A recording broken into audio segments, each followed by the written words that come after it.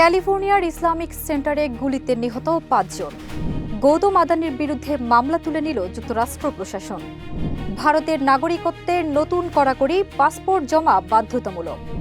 চীনে বিয়ের মঞ্চে কুস্তি লড়লেন বর কনে।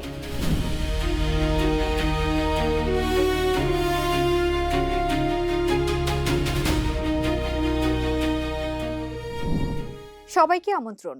নাগরিক প্রতিদিনের নিয়মিত আয়োজন নাগরিক বিশ্ব থেকে আপনাদের সাথে আছি আমি ফারজানা নিকিতা। এতক্ষণ শুনছিলেন শিরোনাম, এবারে বিস্তারিত। যুক্তরাষ্ট্রের ক্যালিফোর্নিয়ায় একটি ইসলামিক সেন্টারে গুলির ঘটনায় নিহত হয়েছেন ৫ জন। নিহতদের মধ্যে রয়েছে সন্দেহভাজন ২ বন্দুকধারীও। ঘটনার পর তদন্ত শুরু করেছে FBI, আর তথ্য চেয়ে জনসাধারণের সহায়তা চাওয়া হয়েছে। যুক্তরাষ্ট্রের ক্যালিফোর্নিয়ার সান ডিয়েগোতে একটি ইসলামিক সেন্টারে ভয়াবহ বন্দুক হামলার ঘটনা ঘটেছে। জোহরের নামাজের ঠিক আগে চালানো এ হামলায় বন্দুকধারী সহ নিহত হয়েছেন ৫ জন। স্থানীয় সময় ১৮ মে ক্লেরমন্ট এলাকার ইসলামিক সেন্টারে হঠাৎ গুলির শব্দে আতঙ্ক ছড়িয়ে পড়ে। প্রাণ বাঁচাতে দৌড়াতে শুরু করেন মুসল্লি, অভিভাবক ও শিশুরা। ঘটনাস্থলে নিহত হন ৩ জন। পরে সন্দেহভাজন ২ বন্দুকধারীকেও মৃত অবস্থায় পাওয়া যায়। পুলিশের ধারণা, হামলার পর তারা আত্মহত্যা করেছেন। কর্তৃপক্ষ জানিয়েছে, হামলাকারীদের একজনের বয়স ১৭ এবং অন্যজনের ১৯ বছর। এই ঘটনায় পুলিশের কোনো গুলি চালানোর ঘটনা ঘটেনি বলেও জানিয়েছে FBI। সংস্থাটি ঘটনাটিকে বিদ্বেষমূলক অপরাধ হিসেবে তদন্ত করছে। সান ডিয়েগোর সবচেয়ে বড় মসজিদগুলোর একটি রয়েছে এই ইসলামিক সেন্টারে। পাশাপাশি সেখানে পরিচালিত হয় শিশুদের ইসলামী বিদ্যালয়। তবে কর্তৃপক্ষ জানিয়েছে, স্কুলে থাকা সব শিশু নিরাপদে আছে। নিহতদের একজন ইসলামিক সেন্টারের নিরাপত্তা কর্মী। আহত কয়েকজনকে স্থানীয় শার্প মেমোরিয়াল হাসপাতালে ভর্তি করা হয়েছে। সান ডিয়েগোর মেয়র টড গ্লোরিয়া বলেছেন, মুসলিম সম্প্রদায়ের নিরাপত্তা নিশ্চিতে সব ধরনের ব্যবস্থা নেওয়া হবে। ক্যালিফোর্নিয়ার গভর্নর গাভিন নিউসামও হামলার নিন্দা জানিয়ে বলেছেন, ধর্মীয় সম্প্রদায়ের বিরুদ্ধে ঘৃণা বা ভীতি প্রদর্শনের কোনো স্থান নেই। ঘটনার পর লস অ্যাঞ্জেলস ও নিউ ইয়র্কের বিভিন্ন মসজিদ ও ইসলামিক সেন্টারে নিরাপত্তা জোরদার করা হয়েছে। ফারজানা নিকিতা, নাগরিক প্রতিদিন। ভারতের ধনকুবের গৌতম আদানির বিরুদ্ধে চলা জালিয়াতি মামলা তুলে নিয়েছে যুক্তরাষ্ট্র। মার্কিন বিচার বিভাগ জানিয়েছে, ইরান বাণিজ্য সংক্রান্ত অভিযোগেরও নিষ্পত্তি হয়েছে। বিশ্লেষকদের মতে, এতে আদানির যুক্তরাষ্ট্র বড় বিনিয়োগের পথ আরও সহজ হল। ভারতের ধনকুবের গৌতম আদানিকে ঘিরে বড় মোড়। আন্তর্জাতিক অঙ্গনে তিনি এখন আলোচনার কেন্দ্রে। হাজার কোটি ডলার বিনিয়োগের প্রতিশ্রুতি দেওয়ার পর তার বিরুদ্ধে চলা জালিয়াতির মামলা তুলে নিয়েছে যুক্তরাষ্ট্র।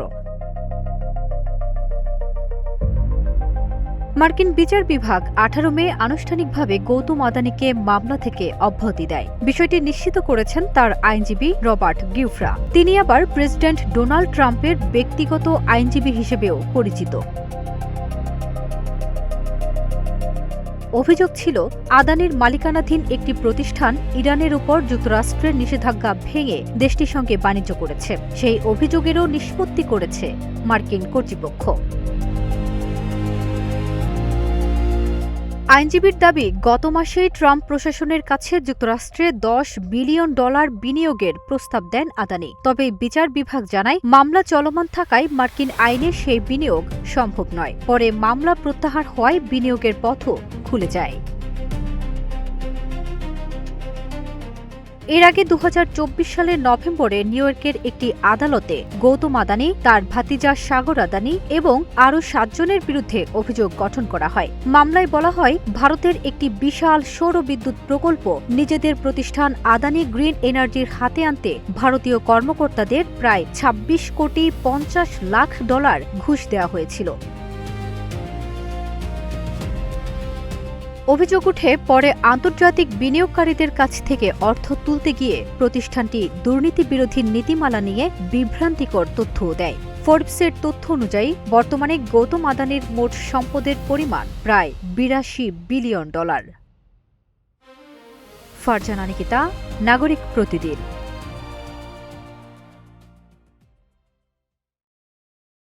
ভারতের নাগরিকত্ব পেতে বাংলাদেশ, পাকিস্তান ও আফগানিস্তানের আবেদনকারীদের জন্য নতুন শর্ত জারি করেছে কেন্দ্রীয় সরকার।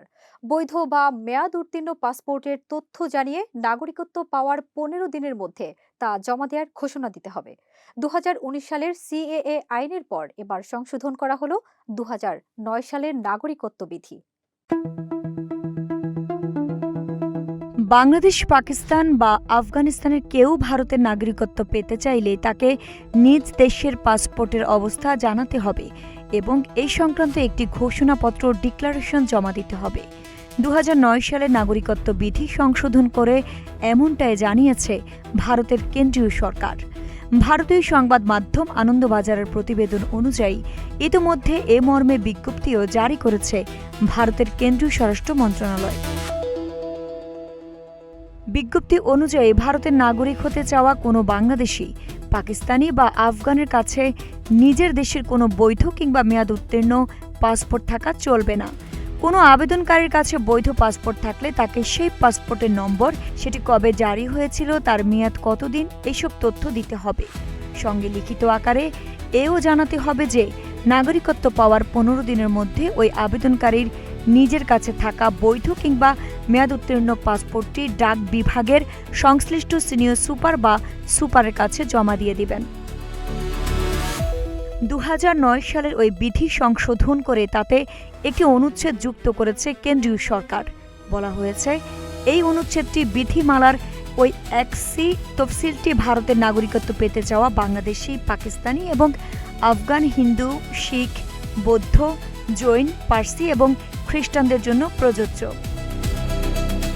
2019 সালে নাগরিকত্ব সংশোধনী আইন সিএএ জারি করেছিল কেন্দ্র।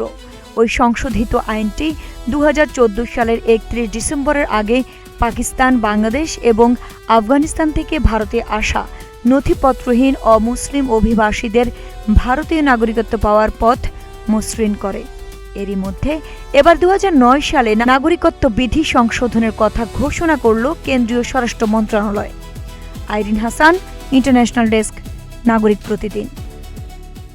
চীনের এক বিয়ের অনুষ্ঠানের মঞ্চে হয়ে ওঠে কুস্তির রিং। শর্ত ছিল, যিনি জিতবেন তাকে আর ঘরের কাজ করতে হবে না। শেষ পর্যন্ত বরকে হারিয়ে জয় ছিনিয়ে নেন কনে। আর ভিডিওটি ভাইরাল হয় সামাজিক মাধ্যমে।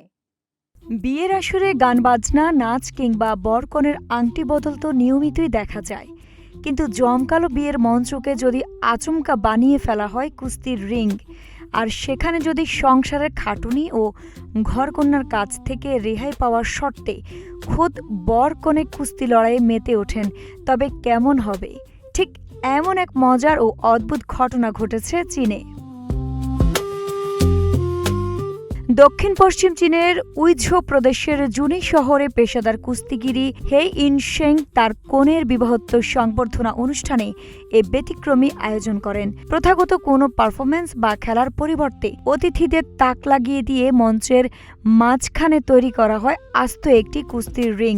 শর্ত ছিল একটাই, যিনি কুস্তিতে জিতবেন বিয়ের পর তাকে আর ঘরের কোনো কাজ করতে হবে না।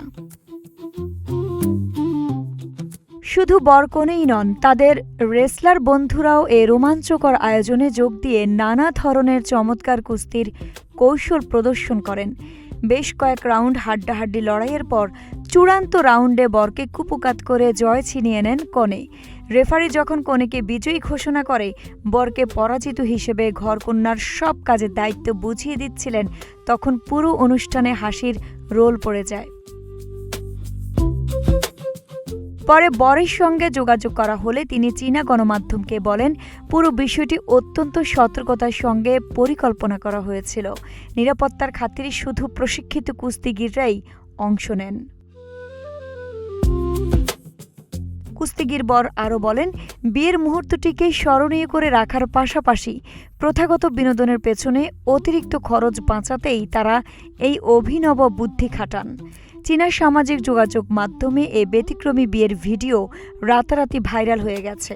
নেটিজেনরা নবদম্পতির এমন সৃজনশীলতা ও রসবোধের প্রশংসা করেছে। আইরিন হাসান, ইন্টারন্যাশনাল ডেস্ক, নাগরিক প্রতিদিন। এই ছিল নাগরিক বিশ্বের আজকের আয়োজন। পরবর্তী আপডেট পেতে নাগরিক প্রতিদিনের ফেসবুক পেজ ও ইউটিউব চ্যানেল ফলো করুন।